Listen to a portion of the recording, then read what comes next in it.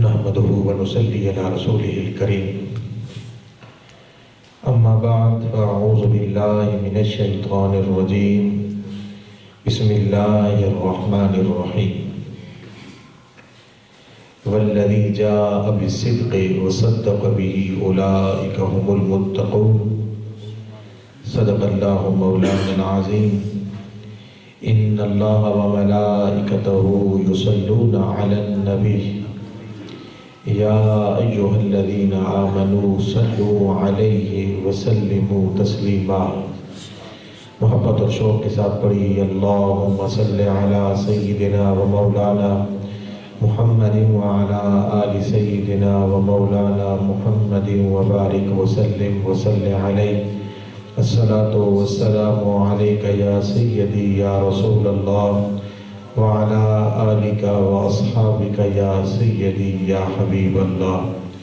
الصلاة والسلام عليك يا رحمة للعالمين وعلى آلك وأصحابك يا خاتم النبيين۔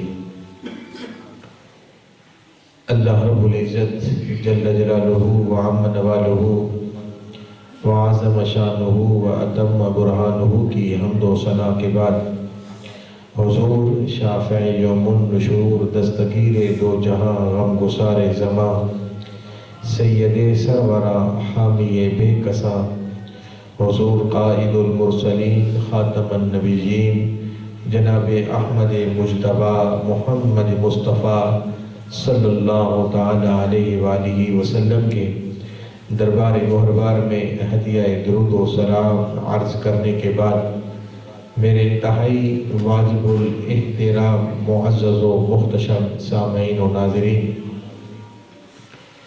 الحمدللہ یہ مہینہ ماہ جمادی الثانی کا چل رہا ہے، آخری ایام ہے۔ ان ایام کی خاص بات اس مہینے کے حوالے سے وہ تاجدار صداقت خلیفہ بلا فصل پیکر صدق و صفا منبع جود و سخا یار غار و یار مزار حضرت سیدنا ابو بکر صدیق رضی اللہ تعالی عنہ کے یوم وصال ہے۔ ان کا وصال تو 22 جمادی الثانی کا ہے، لیکن پچھلے 2 ہفتے سے بامر مجبوری آپ کے سامنے حاضر نہ ہو سکا۔ دل نے کہا کہ ہر سال آپ کی بارگاہ کے اندر ہم خراج عقیدت پیش کرتے ہیں، تو کیوں نہ 22 جمادی الثانی گزر گیا ہے، ہمارے دل تو ان کی تڑپ کے لیے آج بھی موجود ہے۔ ہمارا عشق، ہماری محبت، ہمارا خلوص آج بھی ان کے لیے جو ہے وہ موجود ہے۔ ہم تو ہر لمحہ اور ہر گھڑی ان کے عشق اور ان کی محبت کو یاد کر کے جی رہے ہیں۔ کس طرح انہوں نے عشق اور محبت کی، کس طرح انہوں نے سرکار دو عالم صلی اللہ تعالی علیہ وآلہ وسلم سے پیار کیا کہ غار کے اندر اس اللہ کے نیک بندے نے میرے محبوب کی خدمت کی، اللہ تعالیٰ کے محبوب نے ان کو مزار کے اندر اپنی طرف سے جگہ عطا فرما دی کہ صدیق تو نے ساری زندگی میرا ادب اور میرا احترام کیا ہے، مرنے کے بعد تیرا میں وہ مقام بنا دوں گا، تیری میں وہ شان بنا دوں گا کہ دنیا والے رہتی دنیا تک جہاں میری ذات پہ سلاموں کے تحفے بھیجیں گے، وہاں صدیق تیری صداقت کو بھی سلام پیش کریں گے۔ اور پھر مزے کی بات، دنیائے صحابیت کے اندر کسی کو شرف یہ ملا ہے کہ خود صحابی ہو گیا، جب بڑا ہو گیا تو پھر اس کا بیٹا بھی صحابی ہو گیا، لیکن صدیق اکبر کی شان دیکھو، جن کی 4 نسلیں صحابی کا درجہ پا کے دنیا دنیا سے گئی. یہ شرف اور یہ اعزاز کسی اور کو عطا نہیں ہوا کہ جن کا والد صحابی، جو خود صحابی، جن کا بیٹا صحابی، جن کا پوتا صحابی، 4 نسلوں نے چہرہ مصطفیٰ کی زیارت کی ہے اور سرکار کی ذات پہ کلمے پڑھے، سرکار کی ذات کے پیچھے نمازیں پڑھی. اور میرے آقا کریم علیہ السلام نے فرمایا، دنیا والوں، میرے اوپر جتنے لوگوں نے بھی احسان کیے، میں نے سب کے احسانات کا بدلہ اتار دیا ہے، ماں سوائے صدیق اکبر رضی اللہ تعالیٰ عنہ کے، کہ ان کے میری ذات پہ احسان اتنے زیادہ ہیں کہ میں ان کے احسان کا بدلہ نہیں اتار سکا. ان کے احسان کا بدلہ اگر چکائے گا تو کل بروز قیامت عرش کا پروردگار خود پورا فرمائے گا. اور واہ صدیق اکبر، تیری شان پہ صدقے، کیسا مقام، کیسی شان، سفر کے بھی ساتھی، حضر کے بھی ساتھی، ارے جنگ کے بھی ساتھی، امن کے بھی ساتھی. اللہ اکبر، جہاں جہاں بھی دیکھو صدیق اکبر رضی اللہ تعالیٰ عنہ سرکار کے ساتھ ساتھ ہیں. کبھی ایسا زندگی کے اندر کسی نے دیکھا ہی نہیں ہے کہ کوئی ایسا لمحہ آیا ہو صدیق اپنے جو ہے وہ یار سے پیچھے ہٹے ہو، صدیق اکبر رضی اللہ تعالیٰ عنہ پیچھے ہٹ گئے ہو، ان کے جذبے کے اندر فرق آ گیا ہو، ان کی شجاعت کے اندر فرق آ گیا ہو. معراج کا معجزہ میرے پاک نبی علیہ السلام کے معجزات میں سے بڑا معجزہ ہے کہ اللہ تعالیٰ نے میرے پیارے نبی علیہ السلام کو 27 رجب کی رات کو، رات کے تھوڑے سے حصے کے اندر اپنے پاس بلایا، زمین و آسمان کی سیریں کروائی، مسجد اقصی کی سیر کروائی، جنت دکھائی، دوزخ دکھائی. اتنا بڑا جو ہے وہ میرے پاک اللہ نے اپنے محبوب کو معجزہ عطا کیا. واپس آئے نا میرے پاک نبی علیہ السلام کے پاس ابو جہل آیا، پوچھتے لگا، ہاں آج کوئی نئی بات ہے جو تم سناؤ گے؟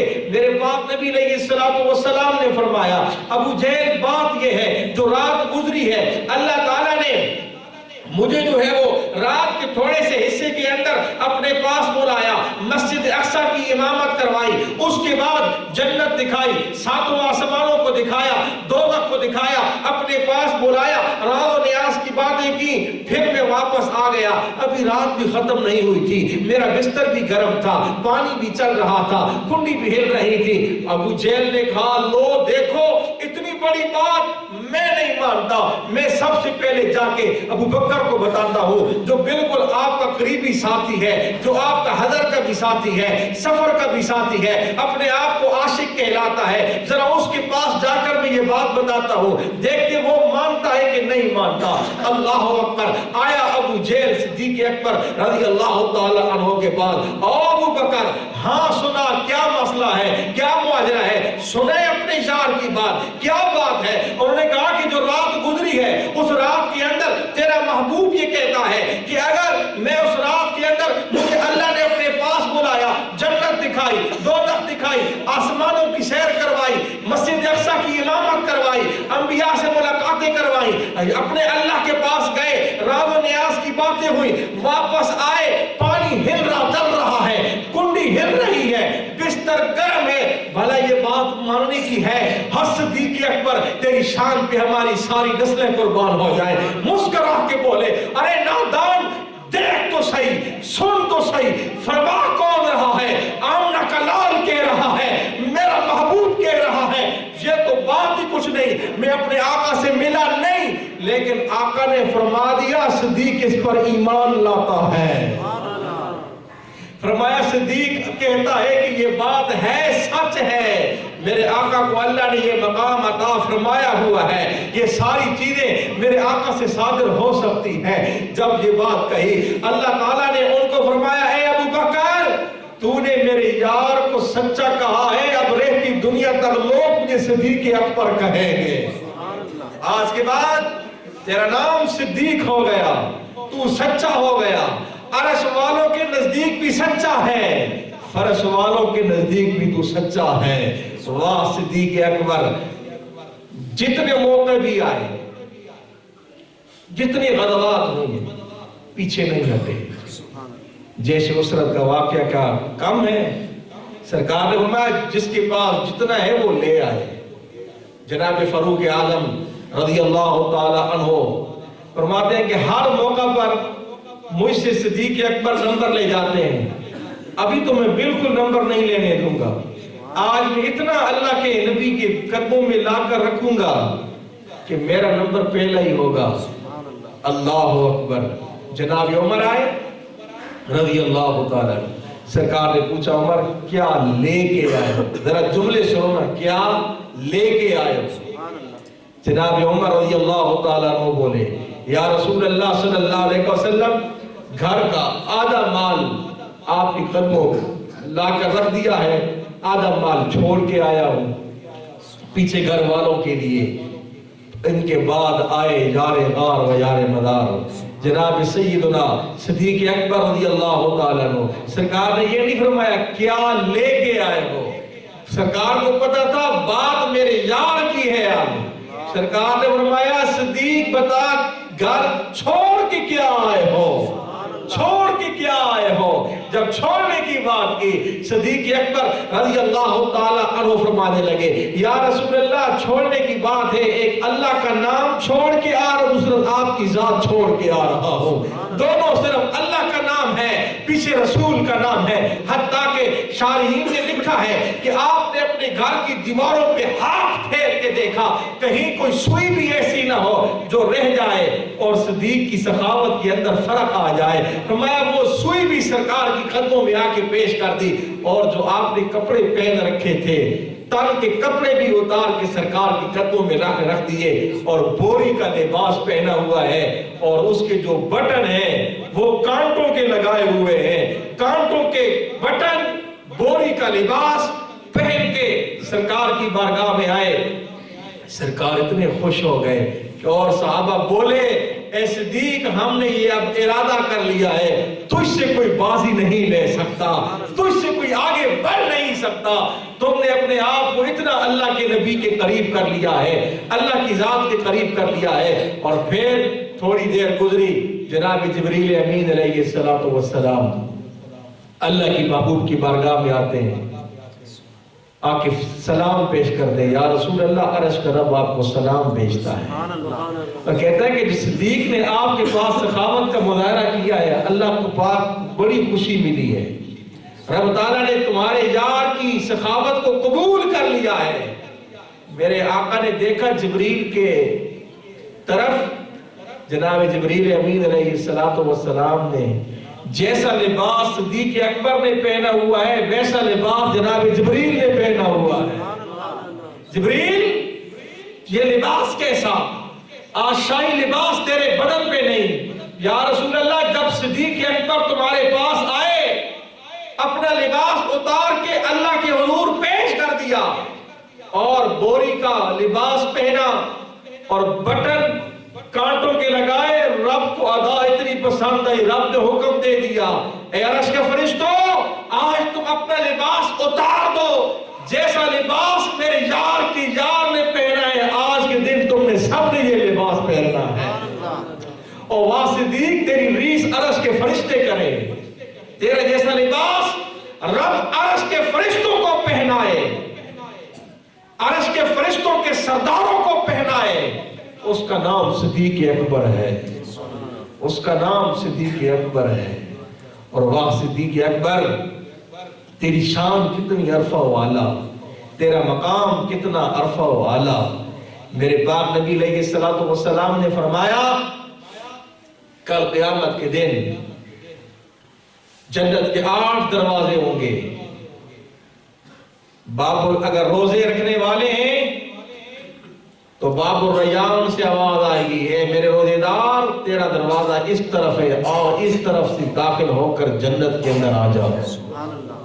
کوئی نمازی ہوگا تو نمازی کے لیے باب الصلاۃ سے آواز آئے گی اے نمازی نماز پڑھنے والے ادھر آ, تیرا رستہ ادھر ہے جنت کی طرف آنے کا.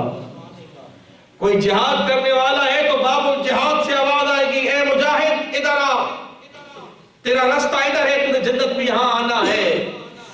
سرکار کی بارگاہ میں جناب سیدنا صدیق اکبر رضی اللہ تعالی عنہ بولے یا رسول اللہ کوئی ایسا بھی ہے دنیا کائنات کے اندر کہ 8 کے 8 دروازوں سے اس کے لیے صدا آئے کہ آج تیرا مقام ادھر ہے۔ سرکار مسکرا کے بولے اے صدیق وہ تو ہی ہے، کل بروز قیامت جنت کے 8 دروازوں سے آواز آئے گی صدیق تیرا ادھر مقام ہے، ادھر آ جاؤ۔ کیا بات ہے۔ اور پھر میرے آقا نے فرمایا نیکی کی 360 درجے ہیں، 360۔ اگر کسی مرد مسلمان کے اندر ایک نیکی کا درجہ بھی پایا گیا تو وہ نیکی کا درجہ اس کو جنت میں لے جائے گا۔ سرکار نے فرمایا اے صدیق 360 کی 360 درجے اس کائنات کے اندر تیرے اندر پائے جاتے ہیں، ایک درجہ نہیں، 360 کی 360 درجے تیری ذات کے اندر پائے جاتے ہیں کہ تو کوئی نیکی کے درجے سے خالی نہیں ہے۔ اب مجھے بتاؤ اللہ کا محبوب فرمائے کہ 360 کی 360 جتنے درجے ہیں وہ سارے کے سارے صدیق اکبر کے اندر موجود ہو، اور آج کا کوئی بندہ کہے نہ وہ روحانی طور پر جو ہے نا وہ خلیفہ وہ صدیق اکبر رضی اللہ تعالیٰ عنہ نہیں ہے، وہ حضرت علی مرتضیٰ رضی اللہ تعالیٰ عنہ ہے۔ تو ان کی سوچ پہ مجھے حیرت آتی ہے کہ اللہ کا محبوب فرمائے نیکی کے سارے درجے صدیق تیری ذات کے اندر پائے گئے، کوئی ایسا درجہ ہے نہیں کہ جو درجہ تیری ذات سے خالی ہو۔ اور آج کوئی بندہ یہ کہہ دے کہ نہیں ولایت کے اعتبار سے پہلا خلیفہ مولا علی ہے اور ویسے امامت کے حوالے سے صدیق اکبر ہے، میں نے کہا روحانیت کا درجہ کیا صدیق اکبر کے اندر نہیں پایا جاتا؟ اور نہیں، چاہے روحانیت ہو، چاہے جسمانیت ہو، چاہے خلافت ہو، چاہے امامت ہو، اللہ کے محبوب نے اپنی زندگی کے اندر اپنے مصلح پہ صدیق اکبر رضی اللہ تعالیٰ عنہ کو کھڑا کر کے بتا دیا لوگوں میں نے زندگی کے اندر صدیق اکبر کو امامت کا مصلح دے دیا ہے، میرے بعد بھی میرے مصلح کا وارث میرا ابو بکر ہوگا، میرے بعد بھی میرے مصلح کا وارث جناب ابو بکر صدیق رضی اللہ تعالیٰ عنہ ہوں گے۔ اور ہوا بھی ایسے، سرکار نے اپنے وصال کے وقت جتنے بھی حجرے تھے، یہ مسجد نبوی کے دائیں طرف بائیں طرف صحابہ کرام کے مکانات تھے، ان کے دروازے جو ہے وہ کھلتے تھے مسجد نبوی کے اندر، وہ انہی دروازوں سے مسجد نبوی کے اندر جو ہے وہ صحابہ کرام رضوان اللہ تعالی علیہ اجمعین تشریف لے کے آتے تھے۔ لیکن سرکار نے فرمایا میں دنیا سے جا رہا ہوں، سارے دروازے اب بند کر دو، لیکن ایک دروازہ بند نہیں کرنا، وہ دروازہ سیدنا صدیق اکبر رضی اللہ تعالیٰ عنہ کا ہے۔ اے صدیق تو نے یہ دروازہ اسی دروازے سے آنا ہے۔ اور سرکار کے آخری دنوں کے اندر جب میرے آقا کریم علیہ الصلوۃ والسلام کی طبیعت مبارک زیادہ جو ہے وہ بیمار ہو چکی تھی، سرکار کے اندر کمزوری آ گئی تھی، نڈال ہو گئے تھے، سرکار نماز پڑھانے کے لیے نہیں آ سکتے تھے، میرے آقا نے زندگی کی آخری 17 نمازیں جناب سیدنا صدیق اکبر رضی اللہ تعالی عنہ کو حکم دیا، مرو ابا بکر فلیصلی بالناس، ابو بکر کو حکم دو لوگوں کو نماز پڑھائے۔ تو سرکار نے زندگی کے اندر اپنے مصلح پہ کھڑا کر کے دنیا والوں کو بتا دیا لوگوں تاجدار کائنات نے ان کو مصلح دے دیا ہے، اب میرے جانے کے بعد بھی مصلح کا وارث کوئی اور نہیں ہوگا تو جناب ابو بکر صدیق ہوگا۔ اگر کوئی یہ کہے کہ نہ، میں نے کہا کہ زندگی کے اندر جناب عمر رضی اللہ تعالی عنہ نے ان کے پیچھے نمازیں پڑھی، جناب عثمان غنی رضی اللہ تعالی عنہ نے ان کے پیچھے نمازیں پڑھی، خود مولا کائنات نے ان کے پیچھے نمازیں پڑھی۔ اگر ان کی امامت کے اندر شک ہوتا تو وہ بولتے، لیکن سب نے بباغ دوہل اعلان کیا اے صدیق ہمارے آقا نے تجھے امام بنایا ہے، اب تو بھی ہمارا امام بن گیا ہے، اب تو بھی ہمارا امام بن گیا ہے۔ اب ان کی امامت کو کوئی جھٹلا نہیں سکتا، کوئی جتنا مرضی بھی زور لگا لے۔ ہمارے اہل سنت و جماعت کے نزدیک ہمارا یہ اٹل عقیدہ ہے، سرکار کی ذات کے بعد اس سب سے زیادہ اعلیٰ، سب سے زیادہ بڑھ کر کوئی امام ہے، وہ تاجدار صداقت خلیفہ بلا فصل حضرت سیدنا ابوبکر صدیق رضی اللہ تعالی عنہ کی ذات ہے۔ دعا فرمائیں کہ اللہ پاک ہم سب کو ان کے نقش قدم پہ چلنے کی توفیق رفیق عطا فرمائے۔ وآخر دعوانا الحمدللہ رب العالمین۔